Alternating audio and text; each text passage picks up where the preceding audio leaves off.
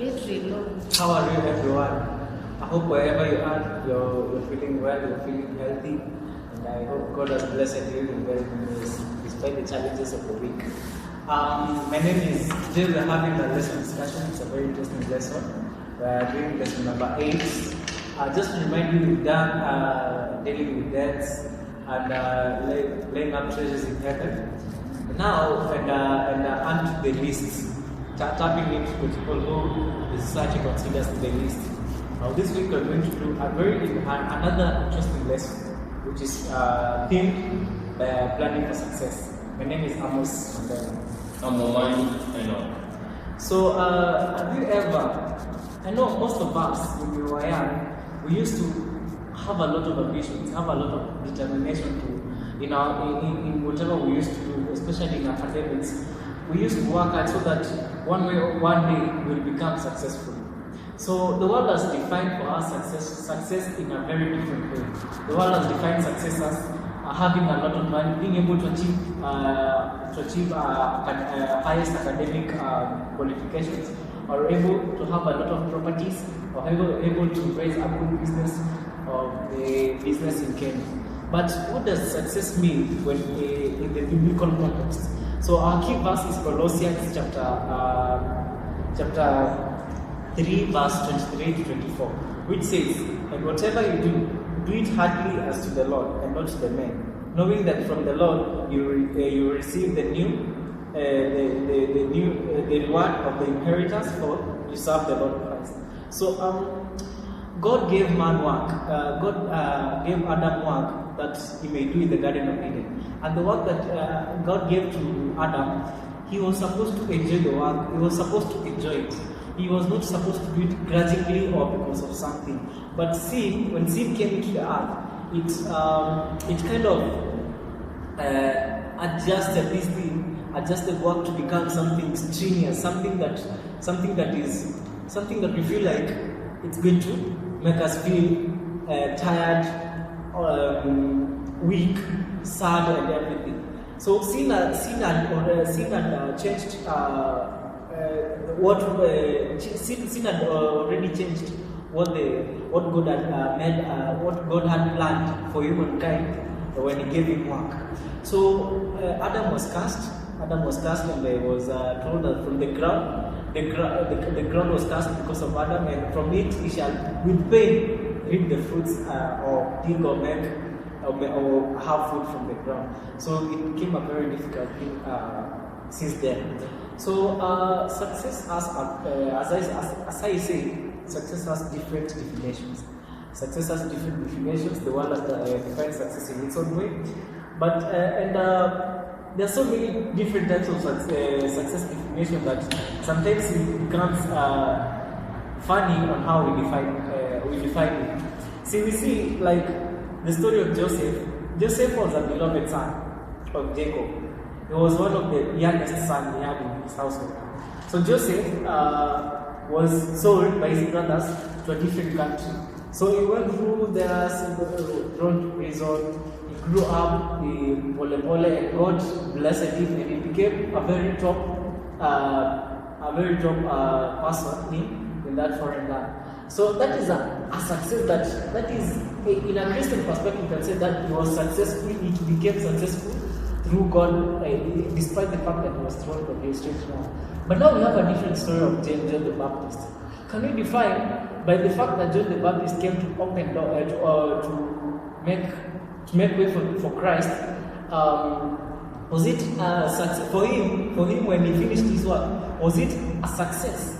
Because we all know that he ended up being beheaded. He was beheaded by the officials of that place. Then he was beheaded, and his plate was put on a plate, and was brought before the king.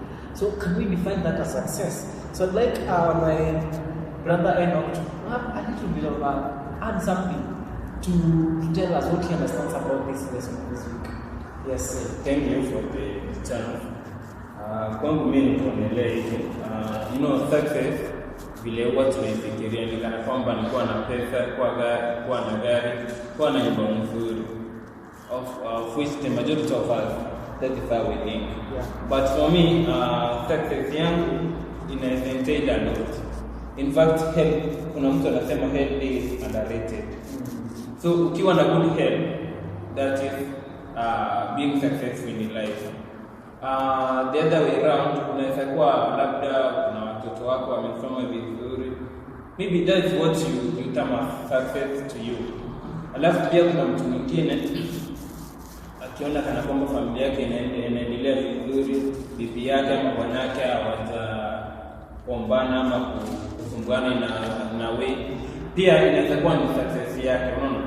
So as much as we tend to think that success is all about money and maybe those things that we see, kuna vile vingine pia tuoni which others like me we term as being successful. So for me, success can be so broad, and as much as it is mostly inakuwa narrowed down to that money and everything surrounding there. Thank you. There's a little thing you mentioned there, money. Finance is very critical for us.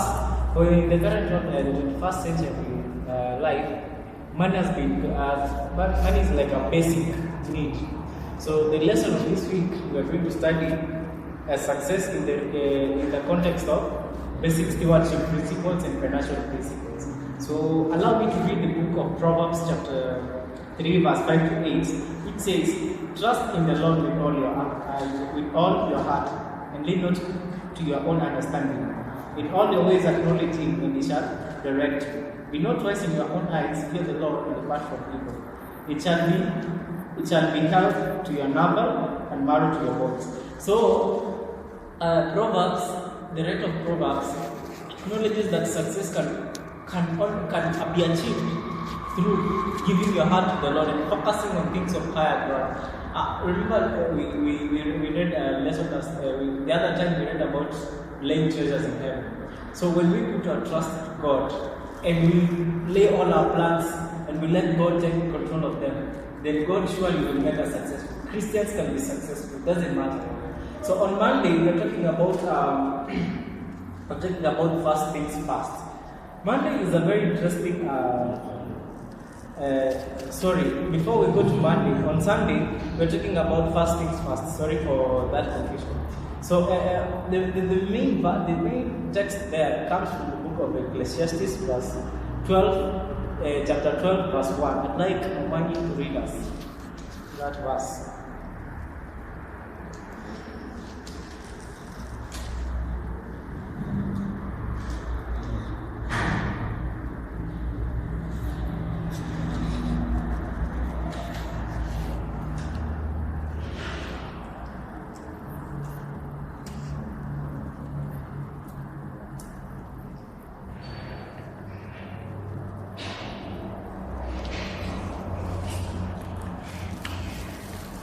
So that you can save time, let me read it. Yes. Remember now your Creator in the days of your youth, while the evil days come not, nor the years draw near, when you shall say, I have no pleasure in them. So these are very interesting. When they say first things first, it means that when you're starting something, you always start from the foundation. A human being has stages from which he transitions. He starts from a zygote, to an embryo, to a fetus, to an infant, to a young child, until he grows until he becomes a teen, a youth, a young adult, until he's old or becomes a senior citizen or till the old age. Now, for us to define success, we must start from the base. We must start building our success from when we are very young. We are very young, and there are so many phases in our lives that we face that we really know. We really need to define some principles that will guide us through these stages and phases in life. Remember when we were doing social ethics, we used to be taught about there's phases in life where we were born. For men, you become circumcised, then you marry, then you die. 4 stages in life. So the Bible also has a very specific emphasis on these things. So as we grow old, we assume responsibilities. That is providing for basic food, clothing, and shelter, the 3 basic needs that we require. But Jesus has a whole different, has a different perspective on how we can define this. How as young people we can define our success. He says in Matthew chapter 6 verse 33. Matthew 6:33. Dear beloved, you can also open that book and read it. It's a very interesting book, a very common book. All of us know it and we love reading it when we are in trouble. So the book says, seek ye first the kingdom of heaven, the kingdom of God and His righteousness, and all these things shall be added unto you. All of us do believe in that verse, because if we lay our treasures on earth, see, there are so many people who lay their treasures on earth and they ended up in a very bad situation. A perfect example is Nebuchadnezzar the king. We see his life story. It was not a good life story. King Ahab, same story. Samson also forgot about his mission and he ended up dying. There are so many people who laid their treasures. Ananias and Sapphira, the couple which cheated the Holy Spirit, they also ended up dying. So they say you can't teach old dogs new tricks, but even in old age, we can still be good stewards. We can bring up the practice of stewardship. So in the story of Jacob had a very interesting life story, from stealing his brother's life birthright. We know, and he ran away. But God was with him. God was with him. God enabled him to learn basic principles on how to become a successful man, a successful young man. Some of these principles were surrounded marriage and financial. And Jacob alitoka kwao without nothing. But akirudi, he had a lot of wealth. He had sheep, he had goats, he had animals, and he had property, and he had 2 wives, Leah and Rachel. So the Lord, and when God was introducing Himself to Jacob, He said God introduced Himself as the Lord of Abraham and the God of Isaac. So I'd like to ask a question to Momani. What is important about the timing of the event of the life of Jacob according to the book of Genesis 29, verse 9? What I can say, 29:9. Okay. First, we see here Jacob is making a covenant with God that you will be my God. And after that, now prosperity or owning treasure is coming next. And you can see even after that, marriage is coming after first acknowledging that he will always be with God, or he will God the Father will be God always. So I think even if blessings are coming because he first accepted God as his Father or as his Lord in every moment. So what I can add then, that be first thing first, I can add from the book of Isaiah 1:18. Isaiah 1:18, inasema, come now and let us reason together. In that, God is calling you to make your ways pure to Him by maybe doing what? Reasoning, and maybe being forgiven your sins. And after that, verse 19 it says, if you are willing and obedient, you shall eat the good of the land. So kumaanisha Mungu atakubariki kwa maana umefanya nini? Umekuja kwake na umekuwa wake. Kwa first kukubali makosa yake na kujirudi kufanya nini? kusamewa na uwe mtoto wake kwa kila wakati. So after that, he's going to bless you. And even as he says, I think it's in Isaiah, that he has good plans for Jeremiah. Yes, Jeremiah. He has good plans for us. These good plans zinakuja kwa wale watu ambao wamekubali, not for everyone. But ukishamkubali, that is when zile plans zake nzuri zenye ameweka kwa maisha yetu zinafanya nini? Zinajitokeza. But then kuna mali lesson ilikuwa inaongelelea about the last paragraph of that day, that in your future it is fitting to make your spiritual decision and your life decision before committing to marriage. Even when coming to marriage, the lesson is trying to advise us that first make your commitment to God, so that even other considerations for marriage comes after that, after you have made your commitment with God. And it's trying to tell us on how we should make what we should consider first before we get even to marriage. Because it's not mere that your future spouse should know what they are getting into. If this person a committed Christian, what type of work will he or she be involved in? Will this person be a teacher or a nurse, a lawyer, a laborer, or whatever? What kind of life will I be committing to? Other questions that should be kumaanisha that kuna vitu ambavyo tunafaa kujua before vitu vingine kwa maisha vikuje. So as much as tulisema pia even marriage, having a good family is success. So before that kuna vitu pia, kuna vile unaweza jiplan ili kufanya nini, kuhakikisha kana kwamba hiyo marriage yako itakuwa successful. Same like before kwe prosperous, maybe financial, kuna vile unafaa kujipanga ndio mwisho ufanye nini, ukue that prosperous. Thank you. Well, I've noted a few points over there. So first things first, for us to build towards a successful life, there are basic principles that we are supposed to take dearly to our lives.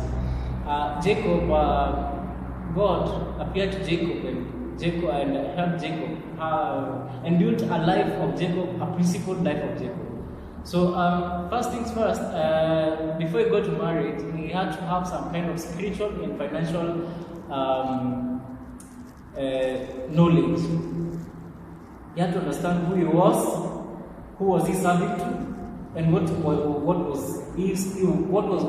was he going to get into.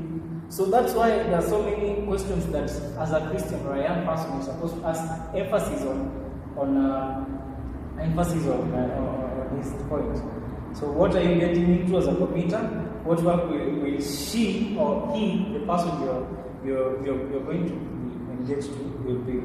So as we transition to on Monday says the blessing of work. See, I started the channel by saying that work was a blessing to mankind. But see, brought up a whole new shade of what work was. See, work was a beautiful thing. Adam used to enjoy doing what God had instructed him to do in the Garden of Eden. But when even Adam sinned, work became something strenuous, something tiring. We all see the 24 hours systems that we have in urban centers and cities, where people don't sleep. We have street lights. We have a lot which is going on. People go back home very tired. People become like zombies. You know, you work from 5 to 8. You have a business, you're working 24 hours, you're always on. You're doing development or software development, you don't want to sleep. You're doing audits. So work has been given a whole new meaning in contrast to the original meaning of work. So most people were born, some of us were born. Some people were born in a good rich family where you inherit your father or your mother's property. We have examples like the royalty in England, the prince and the princesses that come after the queen. They always inherit a vast wealth from the queen mother or the royalty. Some of them might be very bad in managing this property or the wealth that they are left with. Some of us were born from backgrounds where we have seen the hardships in life. So we develop a mentality where we need to be very careful and we have to work so hard so that we do not end up in a very bad place in life. So we need to work for a living, find something passionate about and work on it so that it can provide a good income. Let us get trained, find a job in that training that you've done, and work on it for your working years. But this doesn't always turn out the way. So see tainted work for God, and because the ground was cast. Because the ground was cast so that Adam toiled very hard so that he can get food. So what is it about work that ideally would make it something that can be a blessing to us? So they say, if you cannot work, you cannot eat. We as human beings of this current generation, we should realize that work was not meant to make us suffer. There is nothing that comes from God that makes us suffer. All that comes from God is to bless us, is to make us feel at peace, is to make us feel like we are part of the family that's the beautiful family that God had alichora. So if Satan is able to convince us that work is something that we are supposed to struggle, then we've lost what really God, the original plan of God on us. Work, Ellen White tells us that work makes our body strong, opens our faculty and strengthens them, giving us resilience. It makes us appreciate who God is, appreciate the nature that God has created us with. So I'd like Momani to comment a bit about that thing. What makes me happy in this day is that work is not a curse. All from the first, kufanya kazi ilikuwa kana kwamba ni kufanya nini, kutumika ili hata viungo vya mwili kufanya nini, viweze kunawiri ama to do exercise. So work kazi sometimes tunafanya tumesumbuka manini. First, it is a benefit to our bodies because tufanya hata damu ifanye kutembea kwa mwili kwa njia nzuri. So the other point we pick from there is that in life kufanya hii kazi ni kana kwamba ni kufuata mwenendo wa Mungu, because God first was the worker and we are just followers of what God did. So we are following the right example of working. And ikaweza kana kwamba mwenye afanyi kazi na asile. So we have to work so that we eat, we raise our kids, and etc. Right. Work is beautiful. Don't develop a very bad attitude because of your ecosystem. Just don't work. Don't be lazy. Just work. That is an instruction from God. Work is a beautiful thing. It's a blessing. So on Tuesday, we're talking about the earning years. Allow me to use this word. They say, kijana fanya kazi miaka ukiwa mdogo, ukifika 40 miaka ya 40 utaenjoy kitu unakula, utaenjoy kitu yenye work for. So basically, statistics show that our years of enjoying what we worked for mostly in our when we are in 40 years. That's why young men we are encouraged to focus when we are young on our skills and our talents, and not chase after things of the world, so that we build ourselves, so that when we reach 40 we are able to meaning to become people of meaningful people in the society. So we work for very many years. I mean, our 40 years is when we make major purchases. We put our money in investments. We buy lands in Kambulu, in Ruai, in different places. Others, good enough, we buy in Benega. God bless you. So so these people, so these are the years where you put your money. Your kids are getting, most of the kids in those 40s years up, most kids wameanza kwenda shule, most children start going to school.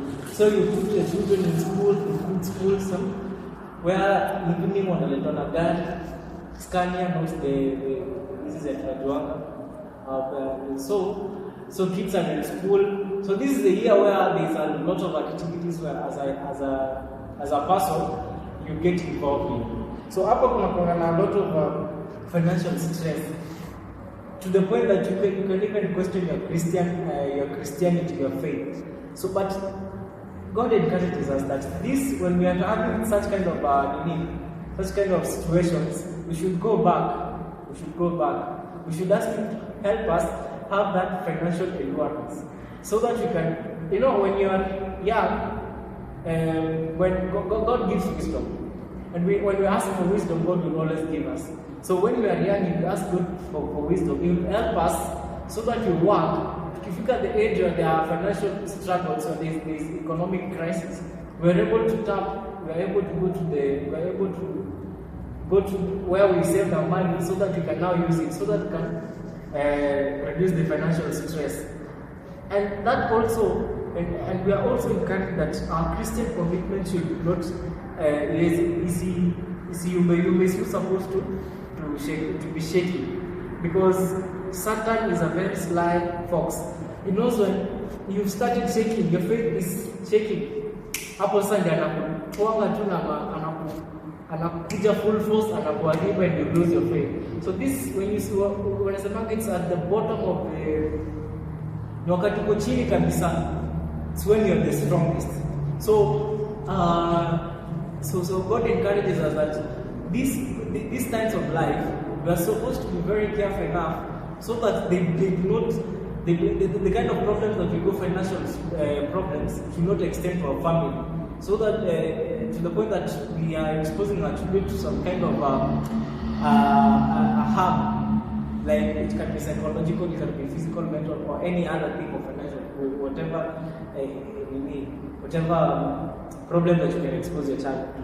So the goals of our Christian parents is to train their children to become independent adults in this life and to fit them for the life to come. So you see, when your parent asks wisdom from God, that just like Jacob, God will guide the parent so that in the near future, the parent can help the child grow to become someone who understands that in the coming ages, when he or she ends up in a situation where there's a lot of stress, there's a lot of pressure, the child is able to adapt, the person is able to go through the stress without coming out negatively.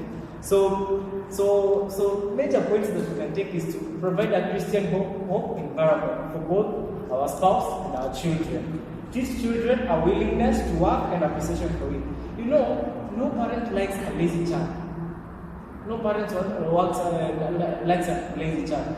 And most people use academics to measure how lazy you are or how hardworking you are. So they term, when you fail, they term you as lazy. Or when you fail something in class, they term you as lazy or not. Of course, there are some situations where people are lazy, and there are some situations where people are trying to prove themselves that they can do, and it goes haywire. But God does not like people, or God does not like parents to train their children to be lazy. God wants parents to train their children to be hard workers, to be willing to work and appreciate the work that we're doing. Because even the patriots themselves worked very hard. Jacob had nothing, was being and wanakimbizwa na Esau.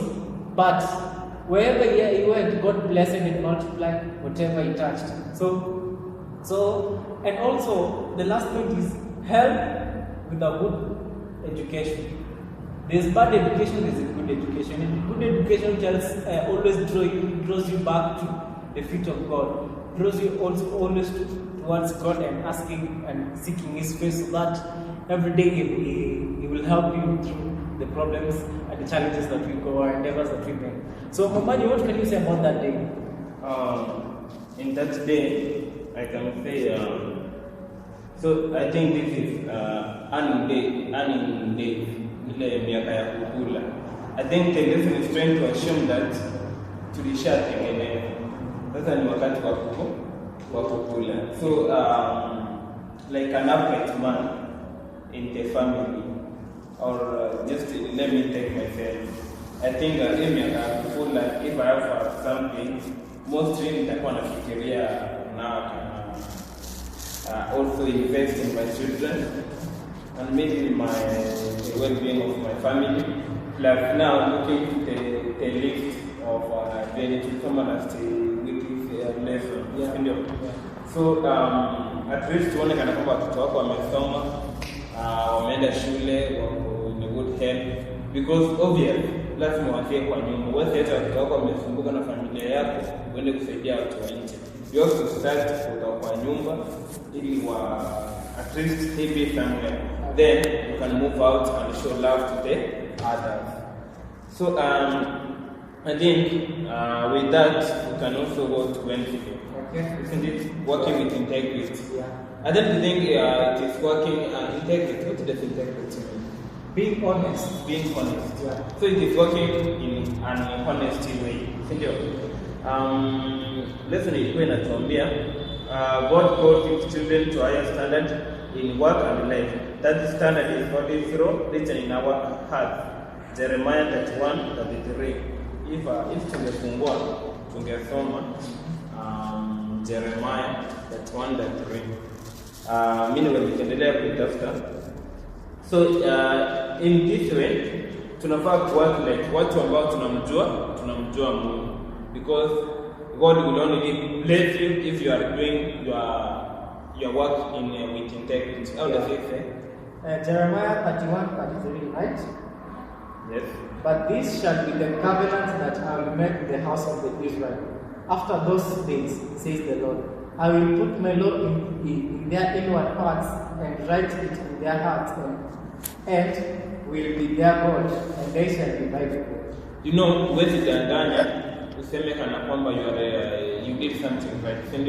So even if you are in your job or you are working somewhere, you have to work in an upright way, because it is good to work in an upright way, to have a good name, which is also better than riches. Kitu kingine nilikuwa nimeona kwa hii siku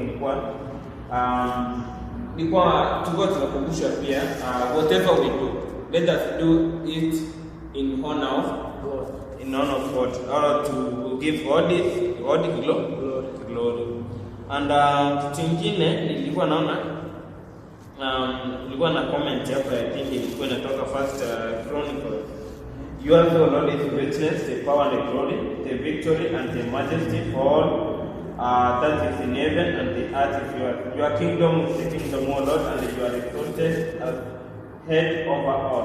Both riches and honor come from you, and you reign over all. In your hand is power and might. In your hand it is to make rest and to give strength to all. So kumaanisha, haimaanishi that now because ukutoa hongo uingie kwa kazi fulani utafanya nini, utafail. Because if you are a man of God, if you are a lady, a woman of God, obviously all that, all the riches or whatever ungepata by kupeana hiyo hongo itakuja because it is God given. It is God given. So allow me to kushika pia na Thursday, so that you comment that one. Seeking godly counsel. In that, the word can come and advise us on how we can prosper. Okay, obviously, uwezi niambia kila mtu atakuja anakuambia lazima usimambie ukweli ama lazima kuwa bright. Ukisikia kuna kazi yako unafaa kutoa 500 ndio uweke, lazima au the word will tell you toa ile 500. Okay, ukisikia kuna njia hapa ya kupata mali ya the word will tell you usipoenda utakuwa mjinga, because kuna nani alipitia hapo akakuwa successful, nani akafanya hivi akakuwa successful. So the word always will advise you to do that. But then, what does the Bible say about the worldly counsel?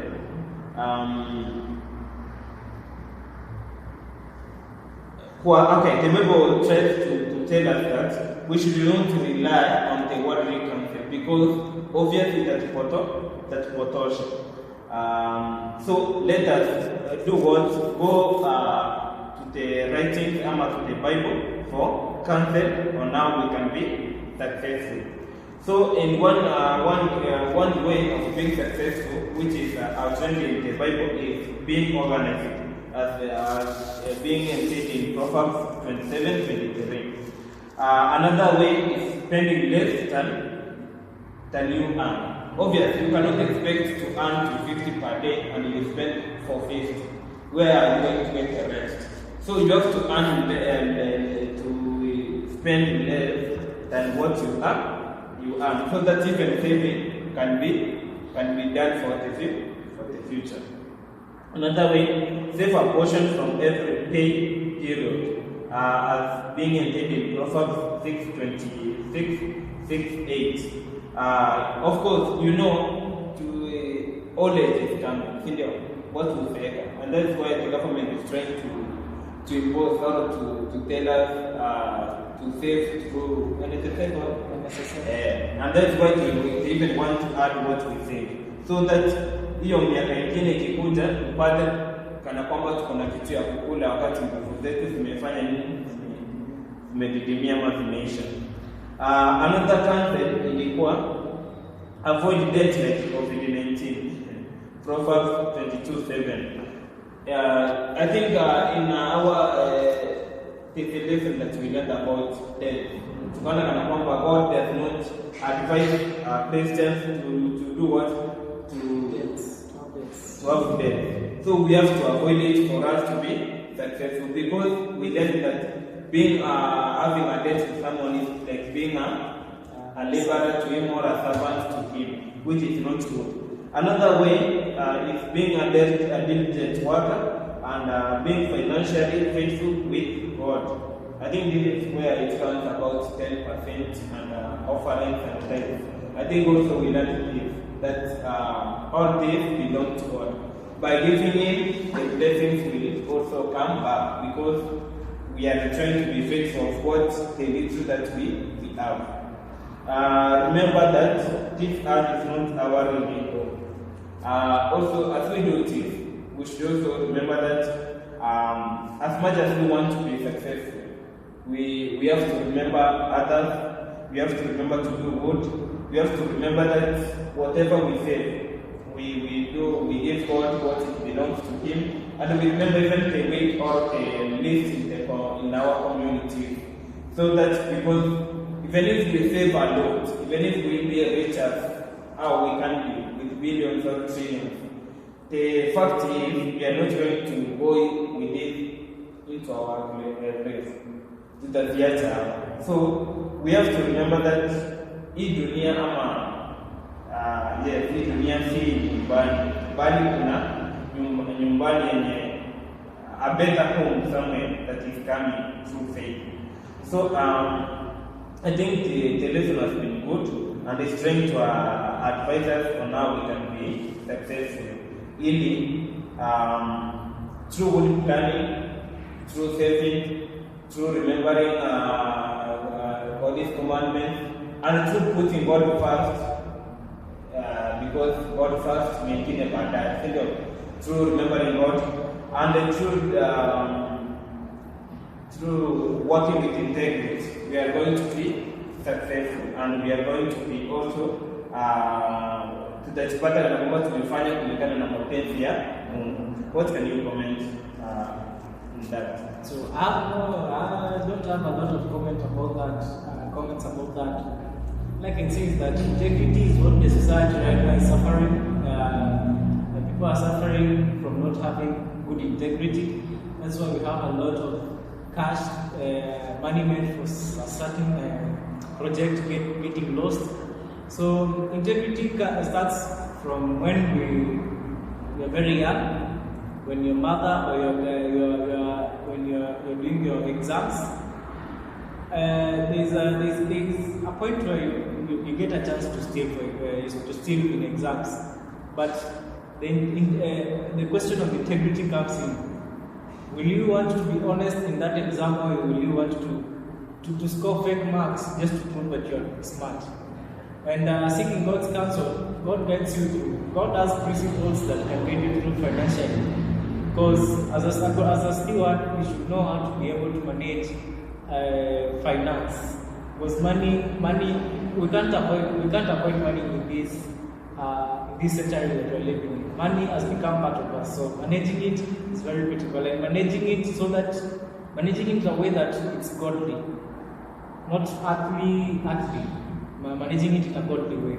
So it has been a very interesting lesson. This lesson of this quarter really emphasizes a lot about being good financial masters, being good financial people who are financial Managing for the master. So if you feel like it's a good lesson, and if you want to join us, kindly leave a comment and subscribe.